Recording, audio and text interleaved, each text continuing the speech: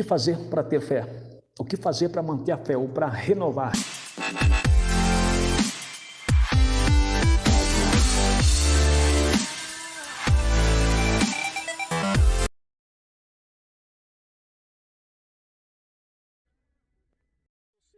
Primeiro, voltar a ouvir a palavra de Deus. Voltar a ouvir a palavra de Deus. Romanos capítulo 10, 17. A fé vem pelo ouvir a palavra de Deus. Então volta a ler Bíblia, volta a ler a Bíblia. Ao invés de ficar 2 horas na internet, tira um tempo, tira 2 horas para ler a Bíblia. Tira pelo menos, eu tenho certeza que se você tirar pelo menos 15, 20 minutos diariamente para ler a Bíblia, em poucos dias a sua vida vai ser transformada. Ouça pregação cristocêntrica, pregações bíblicas. Não fica ouvindo esses pregadores coach, não, meus irmãos. Não fica ouvindo esses pregadores que a sua pregação parece mais uma amaciante do que uma pregação da palavra de Deus. Está cheio de pregadores que as suas mensagens é para massagear o ego. É só para massagear o ego humano. Então, cuidado. Ouça palavras bíblicas. Ouça os louvores bíblicos. Não fica ouvindo eu cantando músicas de vinganças. Louvores que chamam o homem de Senhor e chama Deus de você. Ouça louvores bíblicos. Ouça louvores cristocêntricos. Tá certo? Porque a fé vem pelo ouvir a palavra de Deus. Nós encontramos a palavra pregada, a palavra nos textos bíblicos, e é possível também ouvir a palavra de Deus em um hino cantado. Tá certo? Em segundo lugar, para não perder a fé, ou para renovar nossa fé, está em aos Hebreus, capítulo 12, no versículo 1 ao 2. Estamos cercados por uma nuvem de testemunha, uma tão grande nuvem de testemunha que nos cerca. Ele vai falar: deixemos para trás todo o embaraço e pecado que tão perto nos rodeia e corramos a carreira que nos está proposto. Como? Olhando para Cristo, que é o autor e consumador da nossa fé. Como ter fé? Olhando para Cristo. Como restaurar a fé? Voltando a visão para Cristo. Olhar para Jesus é o segredo para manter a fé. Se você tirar a visão de Cristo, o que você vai ver? As tempestades da vida. Se você tirar os olhos de Cristo, o que você vai ver? Alguém falando mal de você. Se você tirar a visão de Cristo, o que você vai ver? Alguém se levantando, caluniando, falando alguma coisa. Ou você vai ver coisas erradas. As pessoas fazendo coisas erradas, as pessoas fazendo de tudo que você sabe que está errado. E o que vai acontecer? A sua fé, claro, vai se abater. Até Pedro, quando tira os olhos de Cristo e olha para as ondas, ele começou a afundar. Então, da mesma maneira, afundaremos se nós tirar o nosso olhar de Jesus. Ouve a palavra. Expulsa essa preguiça de ouvir a palavra, expulsa essa preguiça de ler Bíblia e volta a olhar para Cristo. Tá certo, irmão? É a única forma de ter fé. É a única forma de manter a fé. Tá bom? Não tem outra forma de ser crente sem Bíblia e sem olhar para Cristo. Deixa eu te falar um negócio. Até Maria e José se perderam de Jesus na festa em Jerusalém porque tiraram os seus olhos de Jesus. Andaram 3 dias procurando Jesus e não encontraram. Tiveram que voltar para Jerusalém e encontrou Jesus em Jerusalém. Olha o quanto o olhar pode te influenciar. Tem pessoa desviada porque olhou para o errado. Olhou para o erro de fulano, olhou para o erro de cicrano. Tirou os olhos de Cristo e se perdeu de Jesus. A fé morreu, afundou, naufragou.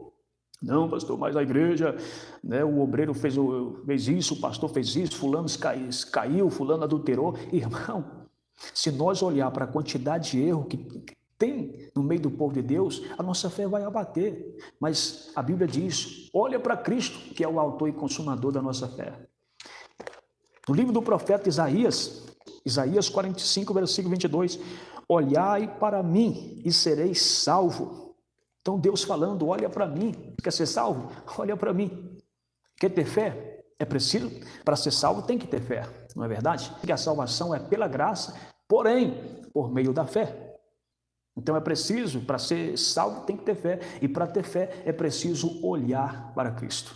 Eu acho tão fantástico a carta aos Hebreus, capítulo 12, versículo 1 e 2, que fala que Cristo é o autor e consumador da fé. Então olha que coisa extraordinária. A fé, ela começa em Cristo e termina em Cristo. Nele começa e nele termina a fé. Se tirarmos a visão dele, certamente vamos perder a fé. É preocupante o número de pessoas desviadas, afastadas da igreja nos tempos que nós estamos vivendo. É lamentável o tanto de gente desanimada dentro da igreja. Pessoas que no dia da Santa Ceia viram o cálice na boca, mas passa 29 dias desanimado, frios na fé. Nem a Santa Ceia não faz mais efeito na vida espiritual deles. Pessoas que dobram o joelho 3 minutos, já está doido para levantar de novo. Pessoas que estão na igreja. Ah, meus irmãos, como eram os nossos irmãos, como era a nossa igreja, né? Como era a fé do povo. Querido, a igreja primitiva não tinha recursos como nós temos hoje, mas olha a fé da igreja primitiva. Não precisa nem ir muito longe não, 10 anos atrás, com sol ou chuva, o povo estava na igreja para orar. Hoje, 2 horas de culto é muita coisa. Você pode ver que a maioria chega na igreja, já está na segunda parte do culto. Há um esfriamento terrível no meio do povo de Deus. E o que me assusta é que esse afastamento, segundo a Bíblia, é uma evidência que Cristo está voltando. É para nós pegar mais firme. Exatamente agora tem gente afastando ao invés de chegar para Deus. É necessário, irmão, reativarmos a nossa fé. Jesus está voltando, precisamos tomar muito cuidado para não perder a nossa salvação. A nossa salvação está muito perto de se manifestar. Estamos muito próximos. Estamos vivendo os últimos tempos. Como está a sua fé? Como está a sua fé? Eu quero chegar no final da carreira como Paulo. Combati o bom combate. Acabei a carreira, mas guardei a fé. Guarda esta fé, irmão. Escute, redobre a sua atenção. Em todas as lutas que eu e você nós enfrentamos, a nossa fé está em jogo. Sabe esse levante contra a sua vida? Esse problema, esta luta que você está sem entender o porquê, sabe? Pois é, a sua fé está em jogo. Nesta prova, nesta situação que você está passando, Satanás está mirando a nossa fé, sabia disso? Porque o diabo não consegue arrancar ninguém da presença de Deus sem primeiro esfriar, desanimar, abater na fé. Então, a nossa fé, quando menos esperamos, ela está em jogo. Mas faça como Judas no capítulo 1, versículo 3, batalha pela sua fé. Faça como o apóstolo Paulo, guarda a fé, combate os bons combates, combati o bom combate, acabei a carreira, mas guardei a fé. A sua carreira ainda não findou, a morte não chegou para nós, então precisamos continuar guardando firme a fé que uma vez foi posta em nosso coração. Eu quero deixar aqui 2 conselhos do apóstolo Paulo para Timóteo, que vai servir muito para nós também. Anote aí, 1 Timóteo, capítulo 1, versículo 18.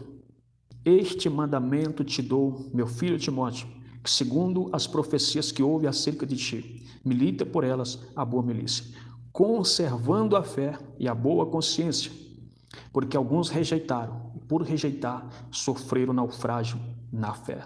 Então, Paulo está dizendo, Timóteo, algumas pessoas rejeitaram, deixaram de lado a fé e a boa consciência. Por isso, eles afundaram na fé. Naufragaram na fé. Naufragaram. Então, quantas pessoas que estão desviadas ou desanimadas hoje por esta razão? Então, se apega, conserva a fé e a boa consciência. No capítulo de número 6, versículo 10, olha que conselho extraordinário. Capítulo 6 de 1 Timóteo, versículo 10, porque o amor do dinheiro é a raiz de toda espécie de males, e nesta cobiça alguns se desviaram da fé e se traspassaram a si mesmo com muitas dores. Mas tu, ó homem de Deus, foge destas coisas e segue a justiça, a paciência e a fé, o amor, a paciência e a mansidão. Milita a boa milícia da fé. Toma posse da vida eterna, para a qual também foste chamado, tendo já feito boa confissão diante de muitas testemunhas. Olha que coisa extraordinária, irmão. Tremendo, não é? Paulo está dizendo aqui sobre o amor ao dinheiro, o amor ao dinheiro, a cobiça pelo dinheiro. Quantas pessoas, irmão, que não conseguem mais congregar por causa do apego. Irmão, o crente tem que trabalhar, todos nós temos que trabalhar, trabalha, tem que trabalhar, tem que sonhar, tem que conquistar, tem que correr atrás dos seus sonhos, dos seus planos, tem que ter plano, tem que ter projeto. Mas tem gente, irmão, que não sabe conciliar o tempo, né, do serviço e Deus, a obra de Deus, as coisas de Deus. Tem crente que por causa do trabalho não tem tempo mais para orar. Por causa do trabalho não tem tempo mais de ir na igreja. Por causa do trabalho não tem tempo para estudar mais a palavra de Deus. E nisso, vai ver, a fé da pessoa vai diminuindo, vai acabando, né? Então, irmão, precisamos ter maturidade para conciliar. Tem que ter tempo para tudo, tem que ter tempo para trabalhar, tem que ter tempo para correr atrás dos seus planos e projetos, mas não pode ser substituído pelo tempo de consagrar a Deus, de congregar, buscar a Deus. Então, irmão, estas coisas, por estas razões, muitas pessoas hoje estão na igreja, né, mais fracos, desanimados na fé. Toma cuidado, toma muito cuidado com o dinheiro, toma muito cuidado com o apego ao materialismo. Vamos reativar a nossa fé, porque Jesus está voltando. Este afastamento, eu diria até generalizado, porque está em todo lugar, não em todos, tá bom? Mas em todos os lugares tem gente frio, afastado da fé. E isto é uma evidência gritante que Cristo está voltando. O meu papel aqui é te alertar que Jesus está voltando. Tá bom? Tome uma decisão. A decisão é com você. É guerra, meus irmãos. Estamos vivendo dias de guerra. Ou você se esforça, ou você vai ser vencido pela frieza, pelo desânimo, e Jesus volta e você vai ficar. Deus abençoe, que Deus renove, que Deus fortaleça e reative a sua fé e que você volte a fazer muito mais do que fazia antes, que a glória desta última casa seja maior do que a primeira, que você que estava afastado reconcilia e que a alma seja tocada pelo poder da palavra de Deus. Amém? Então vou ficando por aqui, que Deus abençoe e fiquem na paz do Senhor Jesus.